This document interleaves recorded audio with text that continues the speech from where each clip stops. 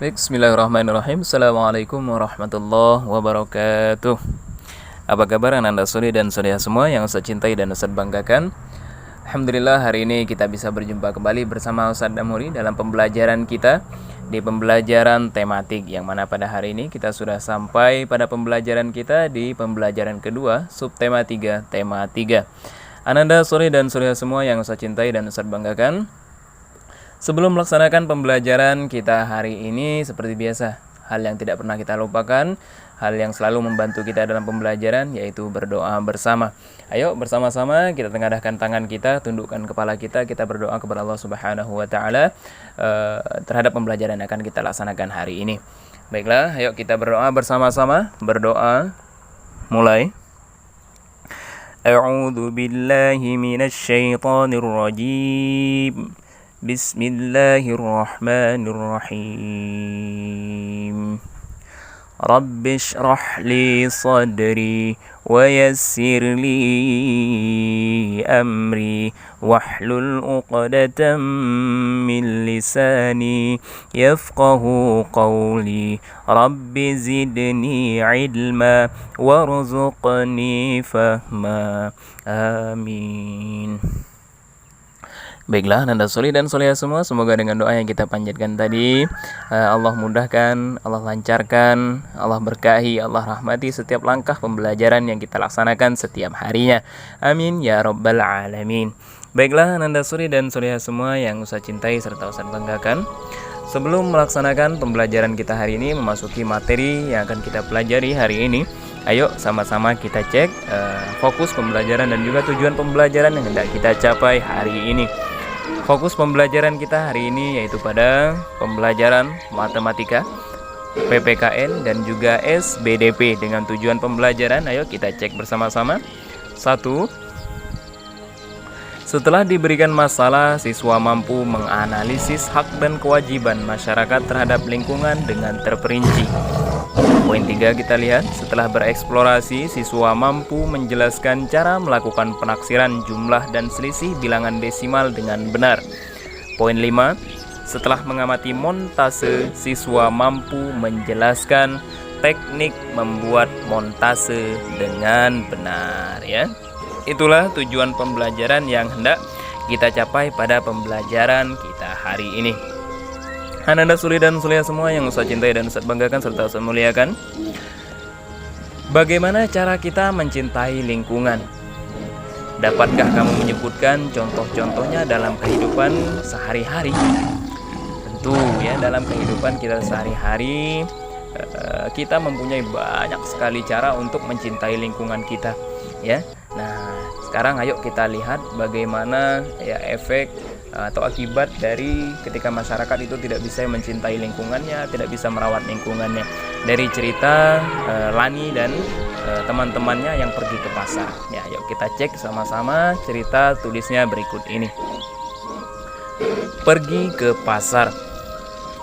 Pulang sekolah, Udin, Lani, dan Beni berkunjung ke pasar. Beni ingin membeli sapu ijuk titipan ibunya. Hari itu pasar terlihat ramai. Mereka masuk ke bagian dalam dan mencari penjual sapu ijuk. Tak berapa lama Udin menutup hidungnya. Ia tak kuat menahan bau busuk yang datang dari sampah yang berantakan di pasar. Lani dan Beni juga ikut menutup hidung mereka. Untungnya penjual ijuk segera terlihat. Mereka segera mendatangi dan membeli sapu ijuk. Beni, ayo kita segera pergi dari sini. Aku sudah tidak tahan dengan baunya, bisik Udin. Iya Udin, ayo kita pergi, sahut Beni. Mengapa baunya bisa seperti ini teman-teman? Tanya Lani. Sepertinya keadaan ini karena banyak sekali sampah yang tidak dibuang di tempatnya, sehingga baunya busuk. Aku khawatir pembeli bisa sakit. Wah, kalau seperti ini terus, bisa-bisa nanti terjadi banjir karena aliran tidak lancar, keluh Udin. Apa yang harus kita lakukan ya teman-teman? Salah satunya kita harus membuang sampah pada tempatnya, jawab Beni.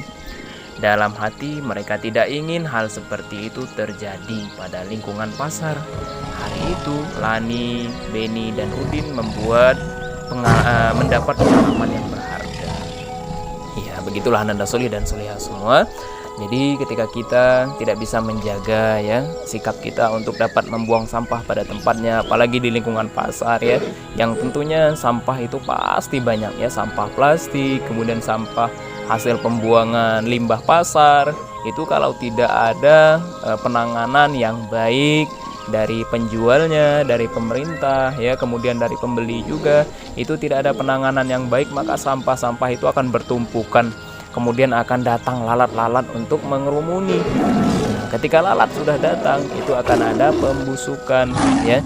Nah, ketika sudah terjadi pembusukan, maka sampah-sampah itu akan mengeluarkan bau yang tidak enak. Ya. Nah, jadi kita sebagai masyarakat yang baik, warga yang baik, itu kita harus membuang sampah pada tempatnya.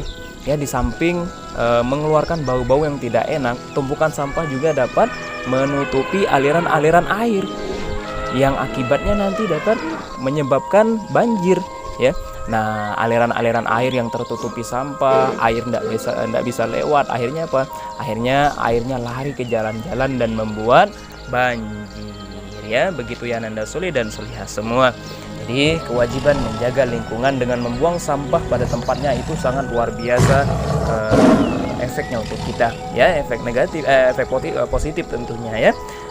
Begitulah Ananda Soli dan Solihah semua. Jadi setiap orang itu berhak mendapat lingkungan yang bersih dan nyaman. Ketika kita membuang sampah sembarangan, kita dapat mengambil hak orang lain ya. Begitulah Ananda Soli dan Solihah semua.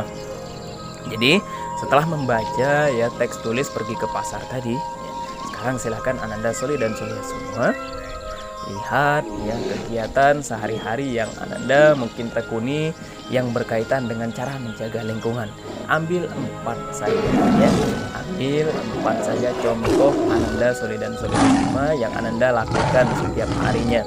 Baik itu terkait pembuangan sampah pada tempatnya ataupun merawat lingkungan di sekitarnya itu bagaimana ya, silahkan Ananda tulis. Itu ada di halaman 104 di bukunya masing-masing ya.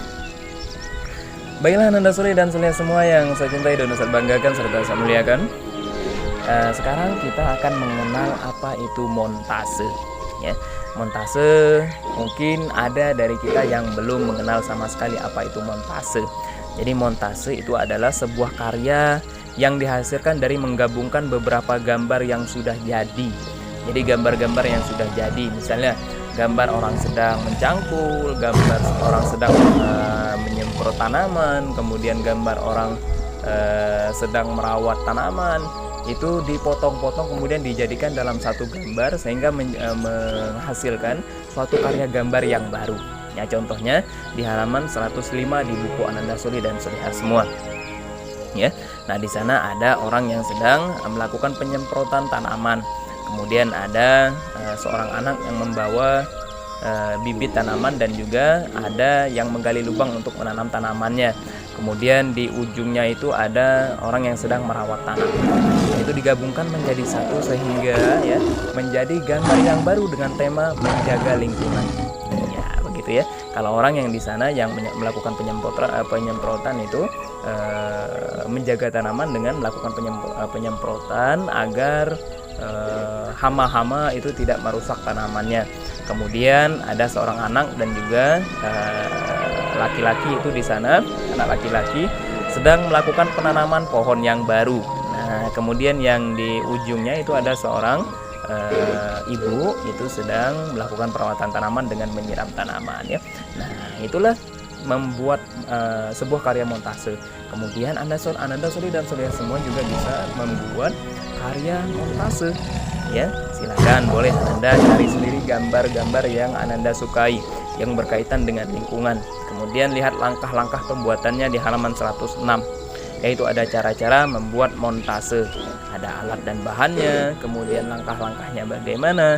Silakan Ananda Soli dan Solihah semua boleh melihat pada halaman 106 untuk langkah-langkah pembuatannya ya. Baiklah Ananda Soli dan Solihah semua, sekarang yuk kita lihat cara melakukan penaksiran dan juga pembulatan pada bilangan desimal atau pecahan desimal ya. Tentu pada pertemuan-pertemuan sebelumnya kita sudah sama-sama mengetahui bagaimana cara melakukan pembulatan dan juga melakukan penaksiran bilangan desimal ya. Nah, jadi ada 3 cara untuk melakukan penaksiran ataupun pembulatan. Ada penaksiran ke bawah, kemudian penaksiran ke atas, dan juga penaksiran terbaik.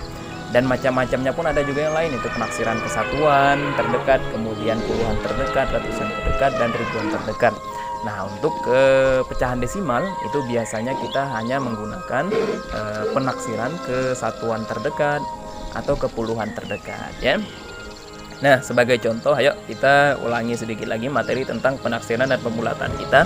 Kita lihat pada halaman 107 di bukunya masing-masing ya. Di sana ada contoh perkalian ya, contoh perkalian. Kita lihat di sana pada tabel katanya diminta dibulatkan ke satuan terdekat dan juga dibulatkan ke bilangan kelipatan 10 ya, atau ke puluhan terdekat.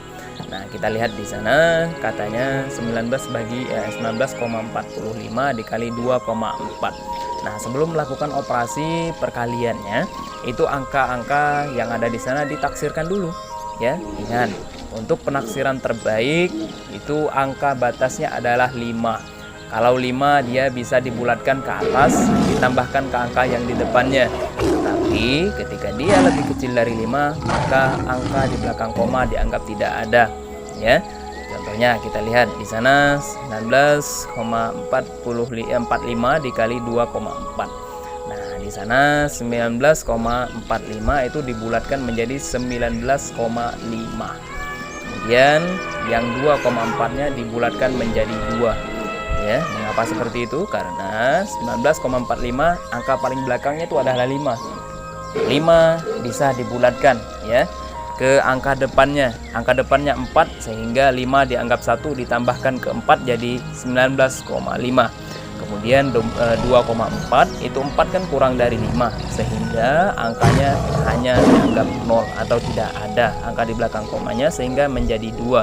Sehingga hasil penaksirannya adalah 19,5 dikali 2 dengan hasil 39. Begitu untuk penaksiran ke satuan terdekat. Kemudian untuk puluhan terdekatnya itu lebih mudah lagi ya. Jadi kita lihat 19,45 dikali 2,4. Nah, 19,45 nilainya mendekati 20 ya. Mendekati 20. Ingat angka belakangnya itu adalah 5.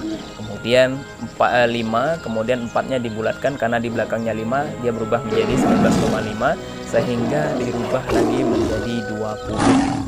Sedangkan untuk 2,4 itu angkanya kurang dari 5. 4-nya itu kurang dari 5 sehingga angkanya tetap menjadi 2. Sehingga hasil penaksiran perkaliannya adalah 20 dikali 2 sama dengan 40 ya. Begitu untuk penaksiran dan pembulatan operasi perkalian pecahan desimal. Kalau di tujuannya penjumlahan dan selisih. Nah, itu sebenarnya penjumlahan selisih itu sama saja konsepnya dengan perkalian dan pembagian. Kalau perkalian itu adalah penjumlahan berulang, kalau pembagian itu adalah pengurangan berulang ya. Begitulah Ananda Soli dan Solihah semua terkait pembelajaran yang kita laksanakan hari ini. Nah, di buku-bukunya juga ada latihan, boleh Ananda semua kerjakan latihan-latihan yang ada di bukunya. Kemudian terkait pembelajaran kita hari ini ada 3 kesimpulan setidaknya yang dapat kita ambil, yaitu 1. Salah satu kewajiban kita terhadap lingkungan adalah tidak membuang sampah sembarangan, dan hak kita adalah memperoleh lingkungan yang bersih dan nyaman. 2. Montase adalah karya yang dihasilkan dari gabungan potongan-potongan gambar yang sudah jadi, kemudian digabungkan menjadi satu karya baru. 3. Penaksiran operasi penjumlahan dan selisih bilangan desimal dilakukan dengan membulatkan bilangan desimal ke satuan atau puluhan terdekat, kemudian mengoperasikan dalam operasi penjumlahan pengurangan ya, begitu, ataupun pembagian dan perkalian ya. Itulah kesimpulan pembelajaran yang kita laksanakan hari ini.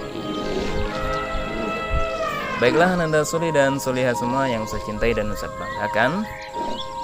Untuk pembelajaran kita selanjutnya di pembelajaran ketiga, nanti kita akan mempelajari tentang bermain kasti, melaporkan hasil wawancara, dan juga menanam tanaman ya.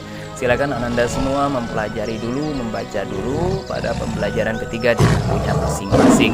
Saya harapkan semuanya dapat membaca sehingga mendapatkan pengalaman awal untuk melakukan pembelajaran yang nanti akan Ustaz sampaikan ya, dan akan kita pelajari bersama ya. Itulah Ananda Suli dan Sulia semua untuk pembelajaran kita hari ini. Semoga apa yang Ustaz sampaikan kepada Ananda Suli dan Sulia semua dapat membantu dalam pelaksanaan pembelajaran jarak jauh yang sedang kita laksanakan.